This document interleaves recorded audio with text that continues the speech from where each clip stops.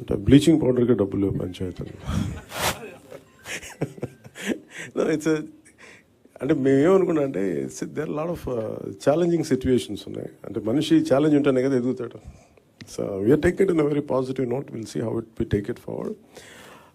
పంచాయతీలకి నిధులు అంటే మెయిన్ ఇప్పుడు ఉదాహరణకి పంచాయతీల్లో నిధులు ఎలా కావాలంటే శ్రీనివాసన్ గారు కాకుండా చాలామంది ఔత్సాహిక రైతాంగం చాలామంది వచ్చి పంచాయతీలకి నిధులు ఏంటి అనేది నేను ఒకసారి సజెషన్ అడిగితే కొంతమంది ఒక కొబ్బరి చెట్టు ఎంత సార్ అది how much coconut tree wood yield income for each panchayat?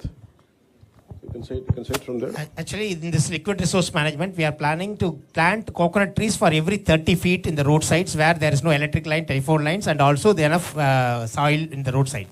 Through that, for example, 5,000 coconut trees if you are planting in the roadsides of the Gram Panchayat, where these coconut trees require only the grey water which is coming in the wastewater drainage. That's enough. 8 years normal coconut trees, whatever we do in Tamil Nadu, 8 years T into D, tall into dwarf. That 8 years it start yielding. That means from today, 8 years onwards, they'll get minimum 1 crore rupees as a auction of the coconut trees directly. So that because I traveled all over India, I know that North India, the tender coconut is great demand. There they never grow there. So we have to send a lot of tender. So that's how village panchayat will get the support. Thank you, sir. No, చెప్తాను first బేసిక్గా పంచాయత్స్కి డబ్బులు లేవు.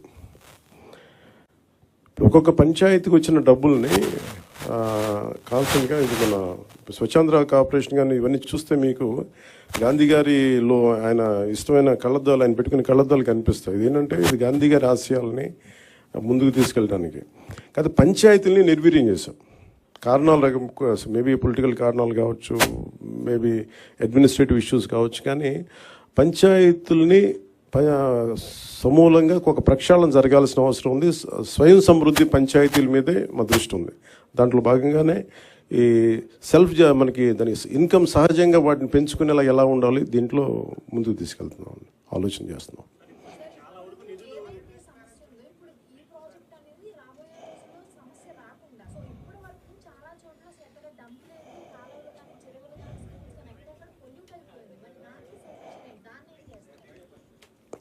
ఇది ఇప్పుడు అలావుద్దీన్ అద్భుత దీపంలాగా పెద్దానికి వెంటనే పరిష్కారాలు ఉండవు. బట్ ఫస్ట్ మీరు తెలియజేసుకుంటుంది ఏంటంటే we are very committed to be really Swachh Andhra. అంటే నిజంగా దానికి ఎంతో కొంత ఇప్పుడు నేను అడుగుతుంది కూడా ఏంటంటే ముందు డంపింగ్ యార్డ్, ఇందాక మీరు భీమవరం డంపింగ్ యార్డ్ చూశారు.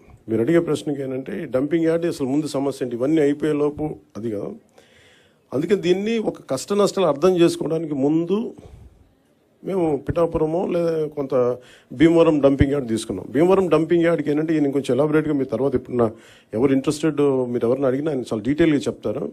ఉదాహరణకి ఆయన ఛత్తీస్గఢ్లో ఐ థింక్ యూ హ్యాడ్ నేను ఛత్తీస్గఢ్ సార్ అంబికా హర్యానా ఛత్తీస్గఢ్ అంబికాపూర్లో ఆయన ప్రత్యేకంగా ఒక ప్రాజెక్ట్ చేశారు. ఇలాగ మనకి డంపింగ్ యార్డ్ ఉంది, ఒక 20 acres dumping yard, and he made it very beautiful. So దానికి మోర్ దెన్ డబ్బు కంటే కూడా చాలా కమిటెడ్ ఉండే లీడర్షిప్ ఉండాలి దానికంతా. సో అది అట్లాంటి ఫస్ట్ ప్రయారిటీ చేసుకుంటాం. ఇవన్నీ ఒకటి అర్బన్ కింద వస్తుంది, కొంత పంచాయతీ నా కిందంతా నేను మాట్లాడగలిగేది పంచాయతీ రాజ్ కింద వస్తే, భీమవరం నా కింద రాదు. బట్ స్టిల్ నేను అర్బన్ డెవలప్ మినిస్టర్ నారాయణ గారితో కూర్చోబెట్టి మున్సిపాలిటీ సంబంధించి మేము కూర్చొని దాని మీద ఒక ప్రతిపాదన తీసుకురావాలి. ముందు దీన్ని ఇనిషియేట్ చేస్తాను through from PR.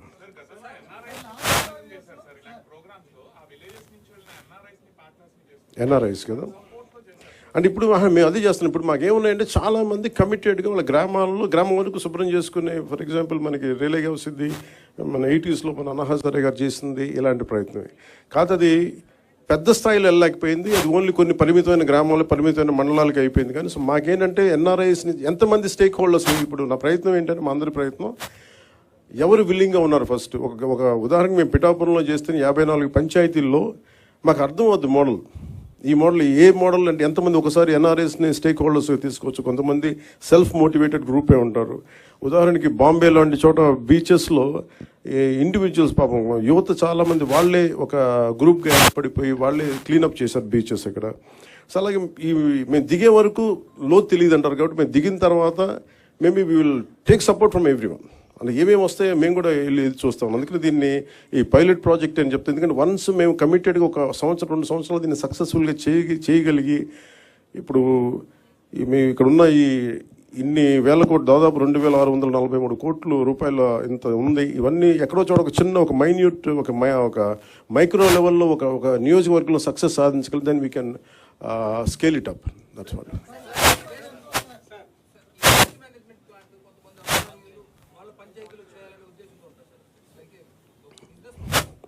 Actual purpose ఏంటంటే ఇప్పుడు మనల్ని ఏదైనా సరే సర్వీస్ అంటే ఎవరు పనిచేయరండి. అంటే ఇప్పుడు ఎందుకు మేము ఇది మా లిక్విడ్ రిసోర్స్ ఏమంటుందంటే solid and liquid resource management అని ఎందుకు అంటున్నాం అంటే solid and liquid resource management ఎందుకంటే money is the greatest motivation. మీరు సర్వీస్ చేయండి అంటే అందరూ అలసిపోతారు, పారిపోతారు. అందుకని దీంట్లో డబ్బు ఉంది, చెత్తలో డబ్బు ఉంది అంటే అందుకే నేను ఫోటో కూడా ఏం పెడతారంటే మా లక్ష్మీదేవి ఫోటోగ్రాఫ్ పెడతారు. ఇది చెత్త అంటే దాని డబ్బు ఉండదు అనుకుంటా, దీంట్లో ఐశ్వర్యం ఉందని చెప్పడానికి ఈయన ఏంటి sir what you did something something లేదు అంటే దీంట్లో ఐశ్వర్యం ఉందని చెప్పడానికి అని మనం ఊహించాం కదా. ఒక చిన్న పేపర్లు అమ్మేసి అంటే ప్రతి దానికి కార్డు బోర్డు ఒక చిన్న ఈయనతో డీటెయిల్గా కూర్చుంటే ఈ నాలెడ్జ్ మేము ఇంపార్ట్ చేయడానికి అంటే ఔత్సాహికులకి ఏదైనా దీంట్లో ఫర్ ఎగ్జాంపుల్ ఈ సార్ట్అవుట్ కేంద్రం పెట్టుకున్నారనుకోండి. దానికి మేము అనుకుంటుంది ఏంటంటే చాలామంది ఉపాధి లేని యువత ఈ సెగ్రిగేషన్ సెంటర్ పెట్టి వాళ్ళకి కనుక మనం ఇచ్చి ఇది వస్తే ఇది సో ఇండస్ట్రీకి మీది ఇంతకు వెళ్ళిపోద్ది, ఇన్ని టన్నులు చెత్త వచ్చింది, ఇన్ని టన్నులు పేపర్ వచ్చింది, ఈ ఇండస్ట్రీకి అది పంపిస్తే ఇంత మనీ వస్తుంది. ఇలా చూస్తే maybe we want encourage that part. అది ఎలా చేయాలి ఏంటి అనేది మేము వెళ్ళి దిగే కొద్దీ మాకు ఎవరెవరు వస్తారు ఏమేం చేస్తారు ఆ మోడల్ మేము చాలా ఇంటెన్స్గా చేద్దాం పిఠాపురంలో.